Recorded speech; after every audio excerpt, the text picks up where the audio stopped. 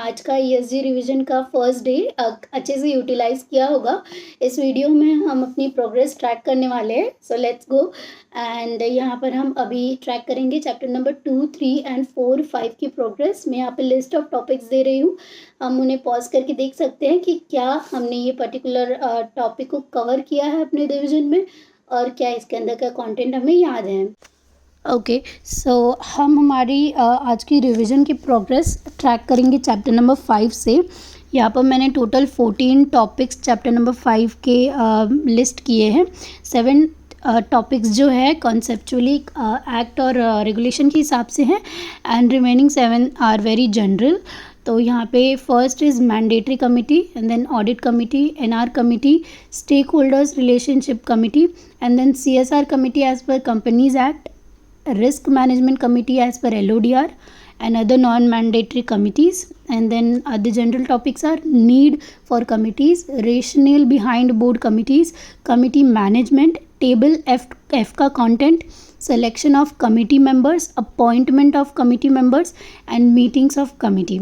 तो ये जो भी लिस्ट मैंने बनाई है आपको पॉज करना है वीडियो को और चेक करना है कि इसके अंदर के पॉइंट्स आप रिकॉल कर पा रहे हैं क्या। So that's it for chapter number 5। अभी नेक्स्ट हम स्टार्ट करेंगे चैप्टर नंबर 4। ओके, सो चैप्टर नंबर 4 में मैंने 14 हेडिंग्स या टॉपिक्स लिस्ट किए हैं। First is applicability and non applicability of SS1 and then SS1 meeting of the board, यहाँ पे कुछ जनरल बातें हैं। And then convening of the meetings of the board, authority किसकी है, date, time, place, notice, agenda, notes on agenda.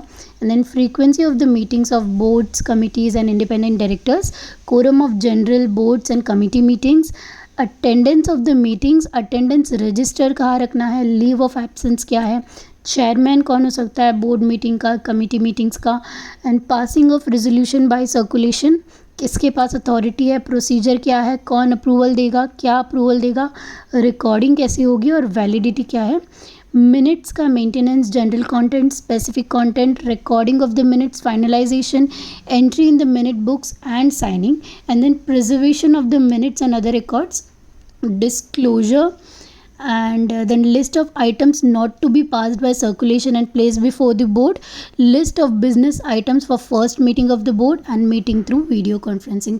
ये सारे topics जो है हमें पॉज करके देखना है कि इसके अंदर का कंटेंट हम रिकॉल कर पा रहे हैं क्या। एंड देन अगर कोई भी कंटेंट या टॉपिक हम मिस आउट कर रहे हैं तो हम बुक से चेक कर सकते हैं। So it is again going to be a revision का रिविजन। नाउ अभी हम चैप्टर नंबर 3 करेंगे।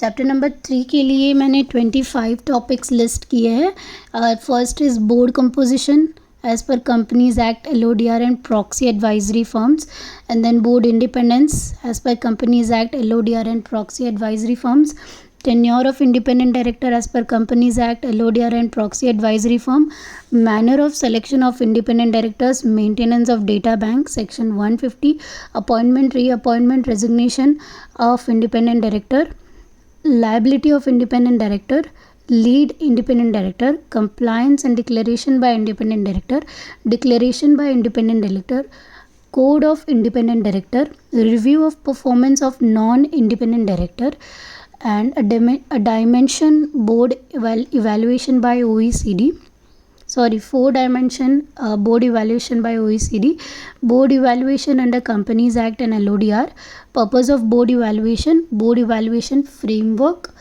and then duties of the directors 166 section, directors responsibility section 156, vacation of office of directors section 167, resignation of directors section 168, removal of directors section 169, separation of role of chairman and CEO, chairman emeritus, RPT, Companies Act and LODR, role of directors in prevention of insider trading, board effectiveness indicator.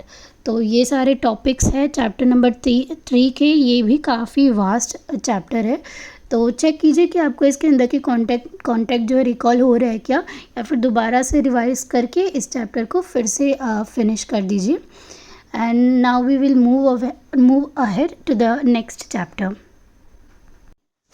Okay, so ये है chapter number 2, chapter number 2 काफ़ी लेंदी है, मैंने इसे पूरी तरह से cover करने की कोशिश की है इन चार्ट्स में। तो यहाँ पर आप खुद से एक बार चेक कीजिए पॉज़ करके वीडियो को कि क्या आप रिकॉल कर पा रहे हैं सारे पॉइंट्स को, जो भी यहाँ पे मैंने ऐड किए हैं इन पिक्चर्स पे। यहाँ पे वो मेजरली जो है ये पूरा चैप्टर 4-5 चीज़ों पे डिपेंड है। पहला कि लिस्टेड कंपनीज़ की रेगुलेटरी फ्रेमवर्क क्या है, कॉर्पोरेट गवर्नेंस अनलिस्टेड कंपनीज़ में क्या होती है, और बैंकिंग कंपनीज़ के लिए क्या रेगुलेशंस है, एनबीएफसी के लिए क्या रेगुलेशंस है, इंश्योरेंस के लिए क्या है, तो बेसिकली सीपीएससी ऑल्सो। तो इन सब बातों का यहाँ पे डिटेल्ड वीडियो